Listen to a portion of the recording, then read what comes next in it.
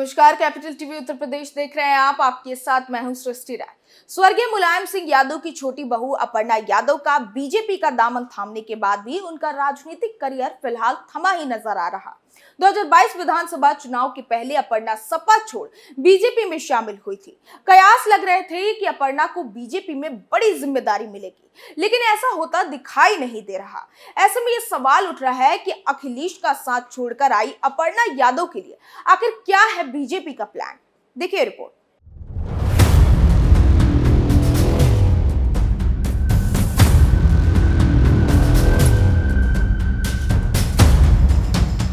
उत्तर प्रदेश में विधानसभा चुनाव 2022 से पहले भाजपा ने बड़ी सेंध लगाते हुए मुलायम सिंह यादव परिवार की अहम सदस्य छोटी बहू अपर्णा यादव को अपने पाले में कर लिया था। माना जा रहा था कि भाजपा जल्द ही सपा के खिलाफ अपर्णा यादव को मोर्चे पर खड़ा करेगी, लेकिन समय बीतने के साथ ऐसा कुछ भी नहीं हुआ और आज नेताजी के छोटे बेटे प्रतीक यादव की पत्नी अपर्णा यादव का राजनीतिक भविष्य अधर में लटका दिखाई दे रहा। मौजूदा समय में अपर्णा यादव ना ही किसी सदन की सदस्य है और ना ही पार्टी में उन्हें कोई बड़ी और महत्वपूर्ण जिम्मेदारी ही मिली है। हाल ये है कि चुनाव दर अपर्णा यादव का नाम सिर्फ चर्चाओं में आता है, लेकिन उम्मीदवारों की लिस्ट में शामिल नहीं हो पाती है।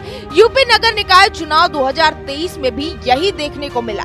हर बार की तरह इस बार भी अपर्णा यादव सिर्फ चर्चा तक ही सीमित रही। उनका नाम लखनऊ से मेयर पद के दावेदारों में शुमार था, लेकिन टिकट नहीं मिला। दरअसल 2024 लोकसभा चुनाव का सेमीफाइनल माने जा रहे नगरीय निकाय चुनाव को लेकर यूपी में चुनावी माहौल है। इसको लेकर एक और जहां सभी राजनीतिक दल उम्मीदवारों को लेकर मंथन में जुटे थे, वही नेता भी अपना राजनीतिक भविष्य को धार देने के लिए अपने अपने क्षेत्र से दावा ठोक रहे थे। इसमें कुछ नेता खुलकर पार्टी दफ्तर से लेकर पदाधिकारियों के आवास तक दिन रात किए थे, वही कुछ नेता पर्दे के पीछे से अपनी दावेदार पेश कर रहे थे। इसी क्रम में लखनऊ नगर निगम की महापौर सीट के लिए बीजेपी नेत्री अपर्णा यादव का नाम भी तेजी से चल रहा था। लखनऊ महिला सीट होने के बाद अपर्णा यादव प्रबल दावेदारों में से एक थे, लेकिन बीजेपी के लिस्ट ने उन सभी नामों पर विराम लगा दिया जो आरक्षण फाइनल होने के बाद से जोरों से चर्चाओं में थे।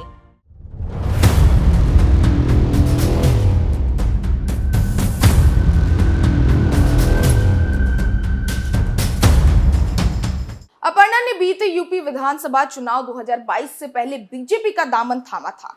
बीजेपी में अपर्णा यादव की शामिल होने के बाद ये चर्चा होने लगी थी कि बीजेपी अपर्णा यादव को कैंट विधानसभा सीट से उम्मीदवार बना सकती है, लेकिन वहां से ब्रिजेश पाठक को टिकट थमाकर अपर्णा के अरमानों पर पानी फेर दिया गया। इसी तरह विधानसभा चुनाव के बाद हुए राज्यसभा और विधान परिषद के चुनाव में भी अपर्णा को लेकर तमाम तरह की चर्चाएं चली, लेकिन वो सिर्फ चर्चा ही रह गई।